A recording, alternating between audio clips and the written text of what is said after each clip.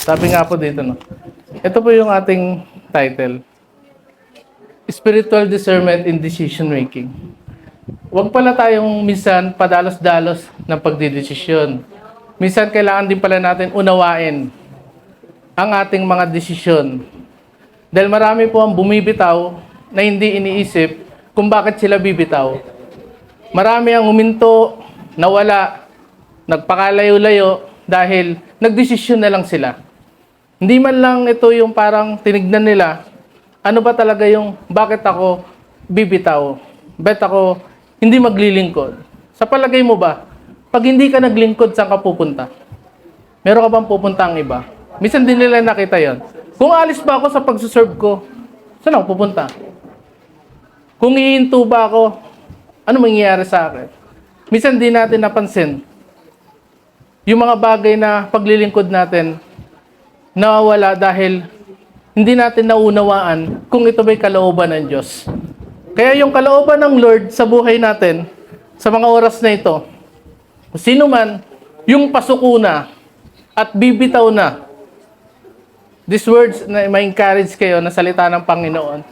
Dahil minsan, hindi natin ito naintindihan, pero sabi nga ng Panginoon, sa ngayon hindi mo naintindihan, balang araw maintindihan mo din.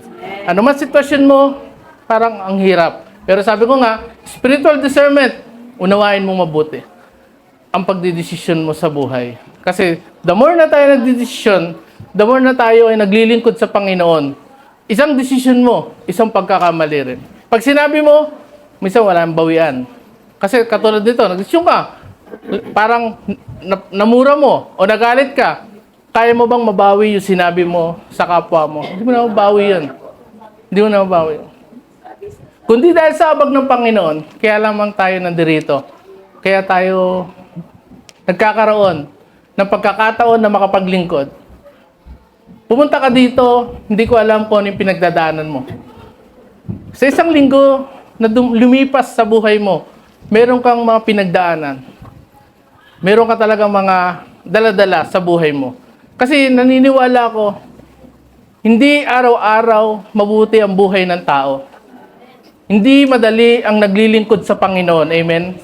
Walang makakapagsabi na madali ang maglingkod sa Lord. Sino nagsabi na, ang sarap maglingkod, dali-dali. Hindi po. Naniniwala ko na may pinagdadaanan. Lunes, Martes, Miyerkules, Huwebes, hindi ko masabi, pero dahil sa tulong ng Lord, kaya tayo nakakatayo. Isang nakita ko kung bakit mabilis bumitaw ang isang tao sa kanyang paglilingkod. Kung bakit mabilis silang ma-distract. Mabilis silang ma-focus. May isa akong nakita. Pag nakita ko sa isang bata, katulad mo, sa anak ko, sa iba, pag ang anak mo, di ba, pag pinagsasabihan mo, tas malayo yung tingin niya, ang kausap mo nandito. Kasi gabi ka na umuwi.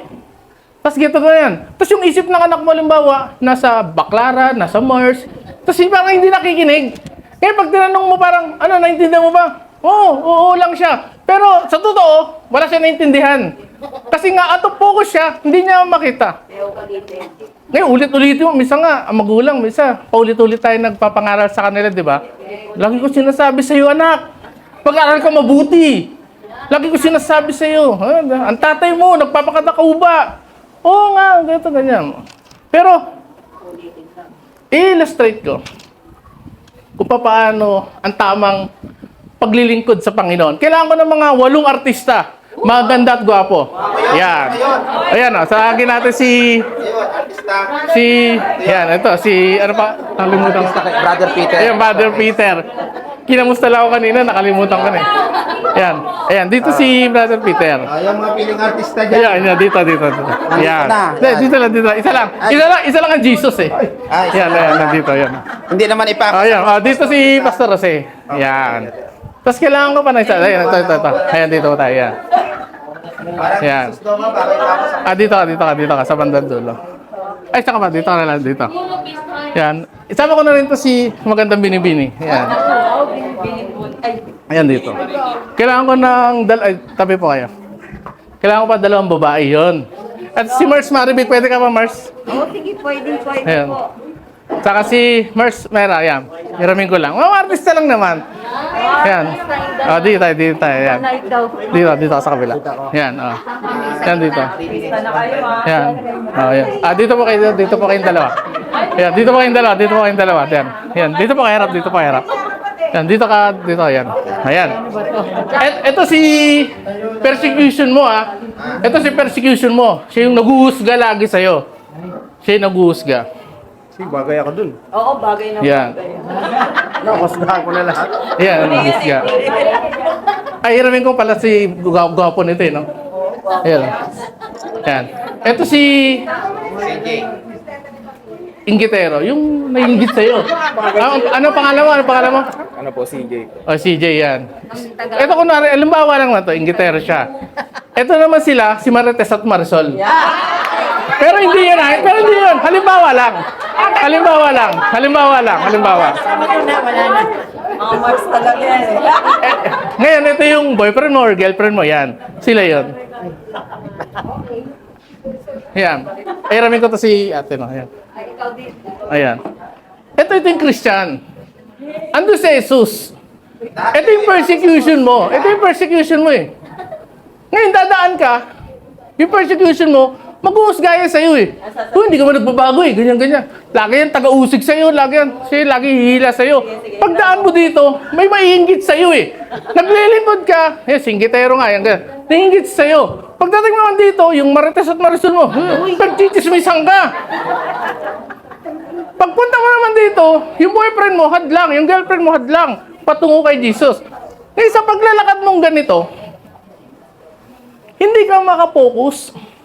Kasi nga maraming balakid, humahadlang papunta kay Jesus.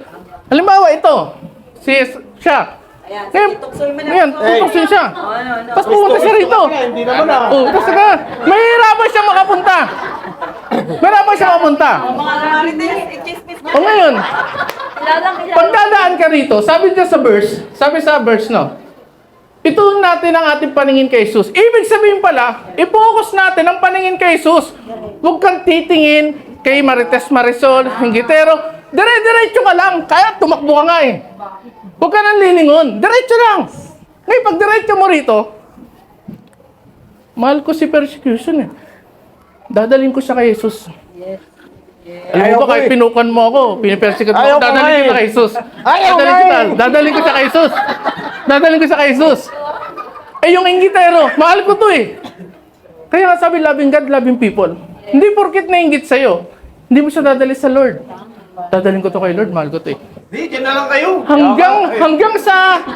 Hanggang silang lahat, madala mo sa Panginoon. Dahil, meron kang focus sa Panginoon. Kaya yun lamang po, salamat po sa mga nagtan po.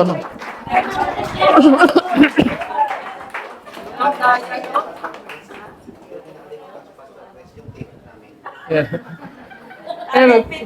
Yun. Agent pa naman yan. Ayan o. Sabi nito, ituon natin ang ating paningin kay Jesus.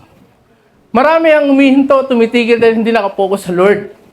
Maraming umaalis sa church kasi hindi nakapokus sa Lord. Pumunta ka dito dahil sa Panginoon, naniniwala ako. Amen. Pumunta ka sa gawain o sa pagkatawag sa iyo dahil sa Panginoon. Ano man sitwasyon na mahadlang na dumarating, bunabato sa iyo, kung itutuon mo ang paningin mo kay Jesus, sa Kanya nakasalalay ang ating pananampalataya mula simula hanggang katapusan. Dahil sa Kanyang kagalakan, naghihintay sa Kanya, hindi niya inalintana ang kahihiyan ng pagkamatay sa krus. At siya ngayon nakaupo sa kanang trono ng Diyos. Focus pa lang kailangan. Kailangan natin nakapokus lang sa Lord. Kaya tignan niyo yung kakilala mo na umalis. Kung nakapokus lamang sila sa Panginoon, siguro nananatili at katabi mo sila. Kung nasaktan sila ng tao at kung sila'y nakapokus sa Lord, naniniwala ko hindi aalis yun.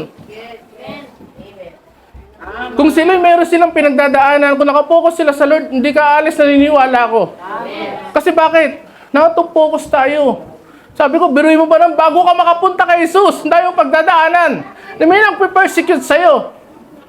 Meron sa'yo maiinggit. Wala, pag lumalago ka na, gusto nila, hilahin ka pa pababa. Magchichismisan ka kahit hindi totoo. Tapos, boyfriend mo, girlfriend mo, sino mahal mo? Ako o siya. Wala na tayong time para sa ating dalawa. Puro ka na si Lord. Simba ka na simba. Wala ka na bang time sa akin? Yan, isarahan lang yan. Kung mahal mo ako, bibigyan mo ako ng time. Buti hindi nyo sinasabi. Ano bang time? Lahat ng time nasa iyo na lahat. Pati oras ng kay Lord, kukunin mo pa. Kaya yun yung nangyayari sa atin. Kaya unang points ko rito, may 3 M.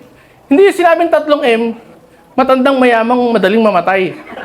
Hindi po yun Iba po to. Unang M, maling paniniwala.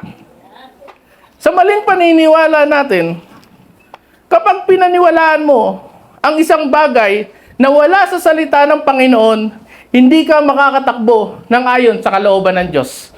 Number 1, natitignan mo ang Panginoong Hesus. Kasi bakit? Hindi sila ang nakakita ng totoo mong pagbabago. Hindi sila ang tumawag sa iyo at magliligtas. Wala man silang nakikita sa iyo, pero nakikita ng Diyos ang pagbabago mo. Nagsusumikap ka, kahit na hirap ka na, ang dami mo supply failures, hindi naman nila nakikita yung ginagawa mo Pero yung ginagawa mo sa Lord, kitang-kita ng Diyos. Hindi ka man kilalaning leaders, pastor, parang hindi mo pastor yan. Mga pastor ba yan? Huwag kang magpapekto. Kung hindi nila alam at hindi nila makita yung pagka-pastor, pagka-leaders mo, mga elders mo sa leader cell group, hindi nila makita yon, may isang Diyos na nakakakita. Hindi ka naman naglingkod para sa kanila Naglingkod ka para sa Diyos. Baguhin mo yung maling paniniwala nang wala sa salita ng Panginoon. Kasi hindi ka makakatakbo sa kalooban ng Diyos. Magkakaroon ka ng kalituhan sa maling paniniwala kasi sa sarili lamang mong kaunawaan. Magkakalituhan ka lang. Pakikinggan mo ang salita ng tao at ang pagkatawag sa iyo, malilito ka. Kaya lagi natin tandaan, kung ano yung ginawa ng Lord sa buhay mo, doon ka maniniwala sa salita ng Diyos. Kasi yun yung napaka-importante. Ang paniniwala mo, tinawag ako ng Diyos. Hindi ako tinawag sa aking karumihan. Tinawag ako ng Diyos. Tinawag ako ng Diyos dahil hindi ako mabuti. Walang mabuti po dito. Iisa lang ang mabuti kundi ang Diyos. Tinawag ako ng Diyos dahil ako'y tinawag niya nga. Yun lang yun. Tinawag ka ng Diyos dahil tinawag ka talaga ng Panginoon. Kaya kung ikaw ay maglilingkod sa Panginoon, tigilan natin yung maling paniniwala. Mag-focus ka sa Panginoon. Kaya sabi pa rito, pagpunta ka dito dapat, alam mo kung anong dahilan. Pumupunta tayo ng church, pupunta tayo ng mga gawain, alam dapat natin yung mga dahilan. Ito'y nakakalungkot na pangyayari sa buhay natin na hindi natin alam yung mga bagay kung bakit tayo naglilingkod sa Panginoon, kung bakit tayo nagsiserve sa Panginoon. Ang hirap po maglingkod nang hindi mo alam ang purpose mo. Huwag ka aayon lamang dahil na-invite ka. Ang alamin mo, bakit ka nabuhay sa mundo. Alamin mo kung bakit ka nandirito. Alamin mo kung ano ang tungkulin mo talaga bilang isang tao. Kaya kung maglilingkod ka, seryoso, alamin mo. Sabi po dyan sa verse yan, yung kasunod, sa mga ngaral 12:13, sa kabila ng lahat ng ito, isa lamang ang aking masasabi. Matakot ka sa Diyos at sundin mo ang kanyang mga utos, sapagkat ito ang buong katungkulan ng tao. Yun pala ang dahilan kung bakit ka nabubuhay. Ang paglingkuran ng Diyos, sino nakakaalam na pag gusto niyang paglingkuran ng Diyos? O nabuhay ka lang dito na parang, nabuhay lang ako. Pero hindi po yun. Ang buong katungkulan ng tao, ang paglingkuran ng Diyos. Alam mo ba yun? Kaya ka pala create ng Lord para sambahin, paglingkuran siya. Kala natin, wala tayong purpose, pero may purpose pala ang buhay natin kung bakit tayo nandirito. Kaya sabi niya po, sa pangalawang M, maling pagnanasa. The more na tayo mali ang ating pagnanasa, sabi po dyan, hindi maaring tumakbo ang isang mananampalataya sa isang takbuhin ng marami siyang dalang balakid. Hindi ka pwedeng tumakbo na namumuhay ka sa kasalanan. Mahihirapan ka pag nasa sin ka. Kaya yung maling pagnanasa na paglilingkod natin at mali yung motive mo sa paglilingkod mo, may hirapan kang makatakbo. Kasi bakit? May mga balakid yan. Ano ba ang hangarin mo o desire mo? Ba't ako naglilingkod? Ano ba ang layunin ko? Bakit ako naglilingkod? Bakit ako nag-cell group? Bakit ako mati ng pagsamba? Bakit ako nagpapagamit sa Panginoon? Huwag kang malito, kundi dahil tinawag ka ng Panginoon. Kailangan tama ang ating motibo. Marami sa mga tao, hindi lang Kristiyano, di nila alam ang kanilang layunin o tungkulin bilang isang tao. Kaya ka nandirito, kailangan alam mo yung motibo mo o layunin mo. Kasi pag hindi mo alam yung layunin mo, kasi bakit? May mga na-encounter ko kasi yun eh. Kaya pala nagsisimba si boy, kaya pala nagsisimba si girl, then nandun si crush. May mga ganun. Kaya nagsisimba dahil meron siyang gustong ipag-pray, gusto niyang makapunta ng ibang bansa. Then, minsan, yung motibo natin, hindi natin makita. Ano ba talaga? Bakit ba ako nagsiserve, nagsisimba? Kaya, kung titignan natin, gusto natin mag-serve ng tama ang ating puso. Gusto natin maglingkod na tama ang ating pagkatao sa harapan ng Panginoon. Then, for the last, sabi po rito, maling pakikitungo o relasyon sa Diyos. Mahirap sumamba kung tayo ay may bigat sa kalooban o di pagkakaunawaan sa kapatiran, mga kapamilya, isa sa mga hadlang ay ang mga ito sa ating takbuhin. Pag hindi pala maayos ang ating relasyon sa Panginoon, mahirap tumakbo sa ating race bilang isang naglilingkod sa Panginoon. Sabi nga dyan, masaya ka pa ba na naglilingkod? Sabi po dito, sino rito masaya na naglilingkod sa Lord? Masaya ka pa ba na naglilingkod sa Panginoon? O gusto na lang, sama na lang. Sino rito yung lumalaban, kumakapit sa Panginoon? Kasama nyo kami dyan. Alam nyo, ang sarap maglingkod sa Lord. Ang sarap ipagamit ang buhay natin sa Panginoon. Although, lalo na pag may mga struggle ka, ang sarap nasa Panginoon ka. Kaya nga sabi nga dito, no, na kailangan pala natin makita kung bakit tayo naglilingkod sa Lord. Dahil meron tayong pagmamahal sa Panginoon. Kapag ang ginagawa mo, wala ng pag-ibig, sabi sa Bible, it is useless. Kaya ka nandirito dahil mahal mo ang Diyos. Kaya ka naglilingkod dahil mahal mo ang Diyos. Kaya ka umaawit dahil mahal mo ang Diyos. Kaya ka tumutugtog dahil mahal mo ang Diyos. Lahat ng ito dahil mahal mo ang Panginoon. Kaya nga sabi niya, hirap maglingkod sa Diyos. Lalo-lalo na pag marami kang pinagdadaanan. Pero sabi nga dito, ano man sitwasyon na ating nararanasan, ano man sitwasyon na ating nararanasan sa ating buhay, pag mahal mo ang ginagawa mo, magpapatuloy ka. Pag mahal mo ang Panginoon, may kita mo yung mga bagay na nasa Diyos ka lang nakatingin, kahit gaano kahirap ng buhay, may kita mo ang sarap maglingkod sa Lord. Kasi pag pumunta ka, wala nang pagmamahal, ginagawa mo yung naglilingkod ka pero wala nang pagmamahal, mahirap yun. Gamitin mo yung pagmamahal na naranasan mo sa Panginoon. Ang hirap maglingkod nang wala ng love. Yung ginagawa mo, yung fire, yung init, na naglilingkod ka dahil mahal ko ang Diyos. Dahil mahal ko ang Panginoon. Kaya ako nandirito, kaya ako tumatayo, kaya ako lumalaban, dahil mahal ko ang Diyos. Patuloy na makita mo na pag ang isang bagay na wala sa'yo, yung pagmamahal na ito, mahirap po. Kaya patuloy lang tayo na magpagamit sa Panginoon. Sabi ko nga, maling pakikitungo, times na meron kang nasaktan, meron kang kailangan mo nang magpatawad sa Panginoon. Kailangan mo magpatawad sa tao at patatawarin ka rin ng Panginoon. Ganon din ang buhay natin bilang isang naglilingkod sa Lord. Sabi nga po dyan sa ating pagtatapos, kaya kung sino man nakipag-isa na kay Kristo ang isang tao, isa na siyang bagong nilalang. Wala na ang dati niyang pagkatao, sa halip ito'y napalitan na ng bago.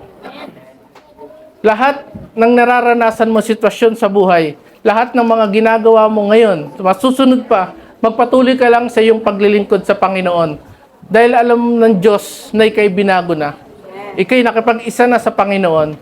Lalong-lalo na sa ating buhay bilang isang mananampalataya. Sabi ko nga, huwag kayo sumuko. Huwag kayong bibitaw sa Panginoon. Dahil kung ano man yung ginagawa natin, Sabi nga, your labor is not in vain. Hindi nasasayang lahat ng ginagawa natin sa Panginoon. Hindi man maniwala ang tao, hindi man sila mapaniwala mo, kundi ang Diyos na nakakita sa iyo bilang ikaw na naglilingkod sa Diyos. Huwag mong kalimutan na ikaw na nabubuhay dito sa mundo, nalilipas lahat ng bagay, mawawala ang lahat ng bagay, ang madadala mo lang ang ikaw, ang sarili mong pagkatao sa harapan ng Diyos. Kung ano naging resulta ng iyong ginawa, yun din ang hukom sa atin. Hayag man o lihim, ito'y pagsusulit natin sa Panginoon. Ano man ang yaman mo ngayon, ano man ang iyong kalagayan sa buhay, estado mo sa buhay, hindi mo madadala yan. Ang madadala mo, ang mabuting relasyon mo sa Panginoon. Kaya sabi ko nga, yung pagmamahal na ito, kailangan pala natin makita na yung pagmamahal na ito, wag na wag mawala. Mawala na yung mga bagay na material sa buhay mo, pero yung pagmamahal mo sa Diyos, yun ang wag na wag mong aalisin. Kasi sabi ko nga, ang hirap, pupunta ka dito, magsasakripisyo ka, maglalakad, babiyahe, magkukumute ka, ulan, init, tapos hindi mo na pala nararamdaman na mahal mo pala ang Diyos, ginagawa mo lang itong routine. Lunes hanggang Sabado, Monday to Sunday, is a routine in your life. Ang Sunday po is a part of your life. Parte yan ng buhay mo. Hindi yan yung parang routine ng buhay mo. Na paglinggo, simba na pala paglinggo. Hindi. Parte yan ng buhay mo. Bilang isang lingkod ng Lord, huwag mong ilagay ang linggo sa routine ng buhay mo. Kaya nga, mahal na mahal ka ng Diyos. Kung papaano siya nagmamahal sa atin, ganun din ang pagmamahal na kailangan natin maibalik sa Kanya. Sabi ko, pumunta tayo. Pag wala kang pagmamahal, ang hirap ngumiti, ang hirap tumawa, sa dami ng problema, sa pasikot-sikot na hadlang sa buhay, financially, physically, problema sa pamilya, problema sa kaibigan, problema sa school, problema sa trabaho. Kung hindi lamang sa Panginoon, siguro sumuko ka na. Kung hindi lamang sa Lord, hindi ka sana nakatayo. Pero dahil sa habag ng Diyos, dahil mahal mo ang Diyos, patuloy kang nagsisikap, nagsusumikap, hindi ka man perfecto, hindi ka man talaga yung ikaw, yung parang gusto nilang makita. Ang gusto ko kasi Kristiyano, yung perfect, yung hindi nakagawa ng mali. Kahit sablay-sablay ka sa buhay, nakikita ng Diyos yung pagsusumikap mo. Nakikita ng Diyos kahit na tumatumbling ka na, failures ka sa buhay, nagkamali ka na naman, huwag kang mahihiyang bumangon, tumayo, harapin ang mga pagsubok sa buhay dahil nakatuon ang paningin mo sa Diyos, hindi ka iiwan, pababayaan ng Lord. Kailanman, lalong-lalo na sa sitwasyon ngayon, hindi natin alam ang sitwasyon ng buhay natin, naggigera sa bandang doon, Middle East. Hindi natin alam, baka mamaya may naligaw na missile, mapunta sa Pilipinas, tutulog-tulog ka, para nanlalamig ka. Hindi mo alam na pagtulog mo, paggising mo, kaharap mo na si Lord, huhusgaan ka na. Hindi mo alam. Parang nangyari sa Japan, naalala ko, sabi ko nga yung tsunami, hindi nila alam kung yung tsunami, ganun kalaki. Kasi experience nila, ang tsunami, madalas sa Japan talaga. Kasi sakop sila ng lindol, madalas sa kanila yon. Pero hindi nila alam, yung pagdating ng tsunami, maraming namatay, paggising nila, hindi nila alam kung sa langit o impyerno sila pupunta. Kaya nga sabi ko, the more na tayo nabubuhay, the more na tayo nagsusumikap, na naglilingkod sa Lord, di bali nang wala. Ang importante, pagdating ng araw, kasama mo ang Panginoon. Hindi habang buhay, nasa pagsubok ka. Sinabi ng Peter, ng 1 Peter, Book of Peter, sa maikling panahon, daranas kayo ng maikling pagsubok. Hindi sinabing, daranas kayo for lifetime na pagsubok. Maikli lang po. Kaya yung isa naiinip. Kasi hindi sila nakapokus sa salita ng Lord. Hindi nila nakita yung mga bagay na ginagawa ng Diyos sa buhay nila. Tignan mo, kahit gaano kalaki ng kita mo. Naranasan nyo ba sino sumasahod dito ng malaki?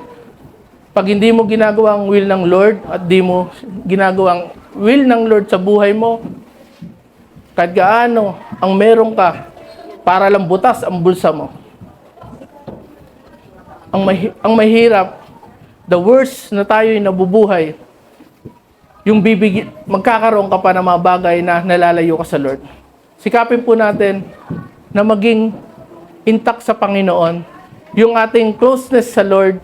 Dahil ang buhay natin, iisa lang po. Wala nang pangalawang buhay.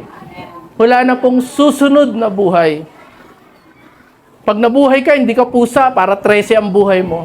Kundi ang buhay mo, in the another na buhay mo, dalawa na lang ang pupuntahan mo, impyerno at ang langit. Naniniwala naman kayo na mayroon langit at impyerno.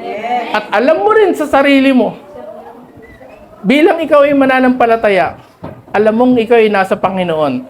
At alam mo din, kung ikaw ay malayo sa Panginoon. Kaya tayo bilang isang servant ng Lord, yung pagmamahal, wag mong walain. Palad ka dahil may nag-invite sa'yo na nandirito ka para sumamba sa Panginoon. Andirito kayo dahil para makinig ng Word of God. Marami tayong time. Lalo na sa akin, pagod sa trabaho. Sabi ko nga, kahit Sunday may trabaho. Kaya si Pastora, natuto rin magmotor eh. Gawa nung tinutulungan niya ako eh. May service pa. Ako ang tatayo doon. To God be all the glory kasi sa habag ng Diyos, ang gawain ng Lord andun at nakastand pa rin. Laban talaga. Physically pagod pero pinupunuan ng Diyos ng kalakasan na nanggagaling sa Kanya. The more na tayo nagsiserve, nagsusumikap, kailangan pala natin makita, bakit ako naglilingkod? Kailangan mo iisang yung motibo. Iisa lang yung motibo, bakit ka nagsiserve, kundi dahil mahal mo ang Diyos. Huwag mong hayaan na mawala yung pag-ibig ng Lord. Patawad sa mga bagay na nakasala ka, sa mga bagay na nasaktan mo, sa mga bagay na nagawa mo sa kapwa mo. Hingi mo ng tawad. Patuloy mong hihingi ng tawad yung mga nasaktan mo. Nakasakit ka ba sa kaibigan mo? Nakasakit ka ba doon sa mga bagay na mo sa buhay? Kaya yung pag-ibig ng Lord, naniniwala ka na nakipag-isa ka sa Panginoon, patuloy na tayo ay binago na ng Diyos sa buhay ng bawat isa. Kaya purihin po ang salita ng Lord.